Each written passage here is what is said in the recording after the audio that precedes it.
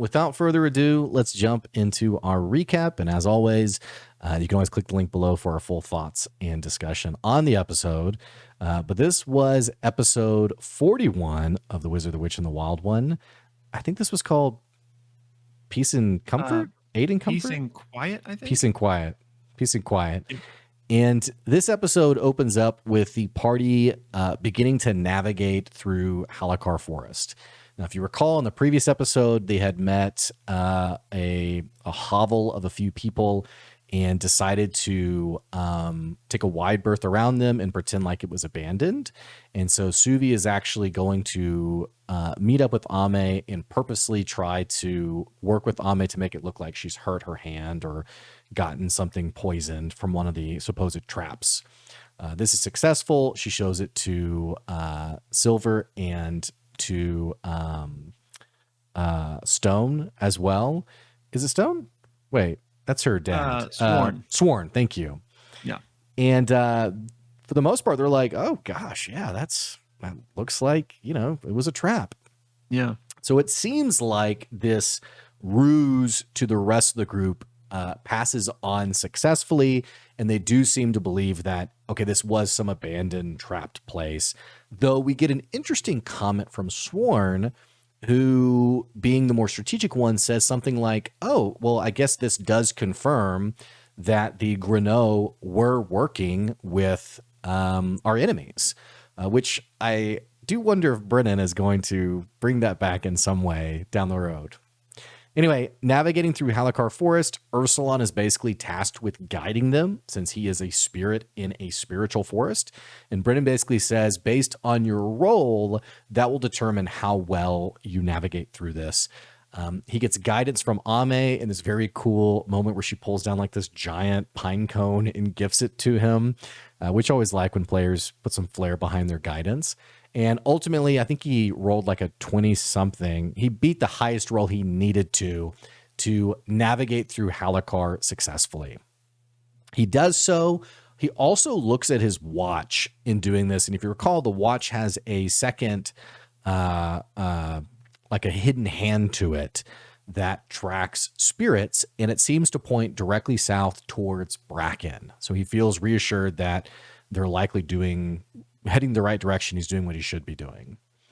Also, the soldiers around him, as they camp and rest and make their way through this forest, he also notices that the soldiers around them, that though they seem to despise him previously, there is sort of like this unspoken admiration through the camp of people realizing that this spirit has miraculously guided them through the forest safely. They eventually make their way to the edge of Halakar Forest, where as they pass out into like this open field, an airship appears from above. And this is an Imperial airship that's sort of like guarding the edge of the forest. Some wizards come down. One of them identifies themselves as Castwain and basically says, greetings to Suvi, Ame. Ursulon chooses to hide in the forest, almost in like this moment of like deciding if he wants to go forward or not. And basically pleasantries are exchanged, and Suvi says, hey, we've come from Absinthe, we're heading to Bracken. And this ship commander, Castwain's very impressed by the fact that they've made it through here and done so safely. She sends them on their way. They make their way down the road into finally Bracken, and Brennan describes this as a large, beautiful city, one of the largest cities they've been in some time.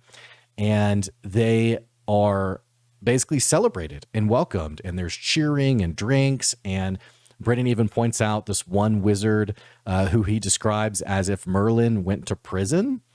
And this is the wizard Slain, which is not ominous at all.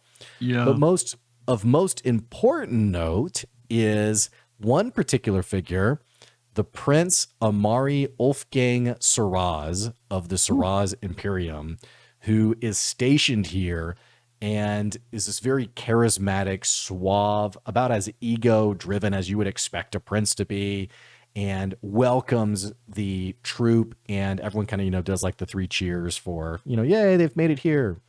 Sends Suvi on to go to a speaking mirror because Steele wants to speak to her. Meanwhile, Ursulon and Ami are kind of doing their own thing. Ursulon meets Zero, who is the counterspell Temuri, who is surprised that he is not a Temuri himself. But yeah, why don't you take the second half there? Yes, sir. So, everyone's kind of celebrating and happy that they've arrived in Bracken. Like Blake mentioned, a few of the Tamori start to take an interest in Ursulon. But before we get to that, there is a quick moment with Ame where she wants to perform an insight check on the prince to kind of get, just the lowdown on what type of dude this guy is. And she rolls pretty high, if I recall.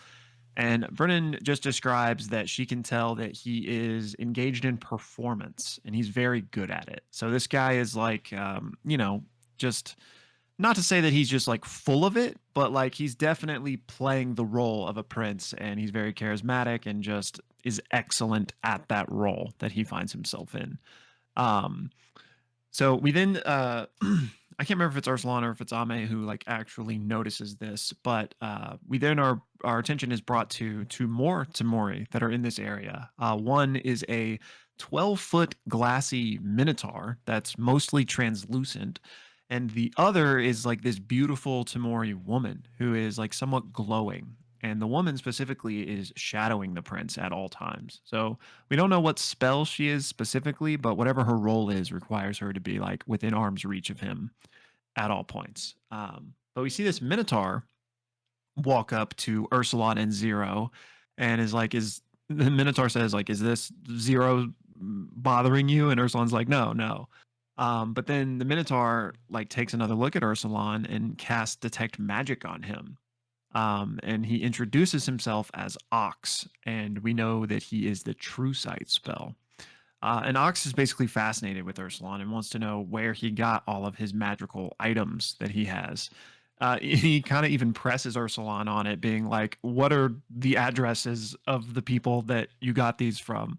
But then Ame kind of walks up, and Ox turns to her and casts detect magic on her, and also wants to know where she got her magical items. And at this point, we have Lady Araman walk over and is like, "Hey, Ox, go tend to the king." She doesn't say this out loud, but basically, like, stop bothering these people. And tells him to go on his way. So it's at this point that since Suvi is going to the speaking mirror, Ame and Ursulon decide that they will go to the beer garden to get a drink and just pass the time. And Sworn actually challenges Ursulon to a drinking contest. So they head off in that direction. And we cut to Suvi, who has been led to the speaking mirror by Lady Araman. And she gets to the mirror. Steele is in the mirror, basically waiting for her. And the conversation begins with Steele kind of just recounting all of the events since they last spoke and being like, you took a ship to not part of the mission protocol. You went to this place and then your ship left you and you were supposed to stay stationed in that base, but then you left that base to go on a crazy rescue mission. And the conversation very much started in like a chastising way, but ultimately ends up in a celebratory way, saying that like, I cannot believe you actually successfully saved all of these soldiers that we had deemed impossible to save at this point. Like, Suvi, you really are something. Well done. Both on the mission, the original mission with the Witches Coven, and the rescue mission. Steele says, I want the full download at some point, but we'll need to do that in person for privacy's sake. And I'm actually going to come to Bracken in a few days if you'll still be there for a while. And Subi responds to that and says, sarcastically, yeah, and be sure to give my best to Rasper and thank him for completing the mission. Rasper being the one who basically abandoned her to go turn the music box back in. And Steele says she would love to do that, but to do that would require Rasper to be welcome in the Citadel. So he perhaps got punished for the way he abandoned Suvi. Steele does want to have the one-on-one in person about all of this, but she does ask one thing, and she brings up, "Hey, Suvi, about the music box. Well, I presume that it was damaged during the mission or something because the embossment." She doesn't say out loud, but she alludes to something being wrong or missing with part of the music box. And Suvi of course, doesn't know anything about this, so this catches her off surprise. And Suvi's surprise at the question lets Steele know that, okay, you didn't know something is going on here. I'm going to have another conversation with Rasper. So something presumably happened to the spider that was part of the music box, and Suvi tries to see if she can remember, but doesn't really like place it hard. And Steele just assumes that it was Rasper, so that's kind of where they're leaving it for now. Steele then asks about Ame and Ursulon, and she's like, "I take it they're with you again." And Suvi's like, "Yeah." And Steele says, "Well, last time they were in the Citadel, they kind of committed some crimes." And Suvi's like, "Yeah, but also thanks to them, like it's thanks to them that we were able to be successful in both of these missions. So can we just kind of call that a wash?" And Steele's like, "Yeah, I hear you.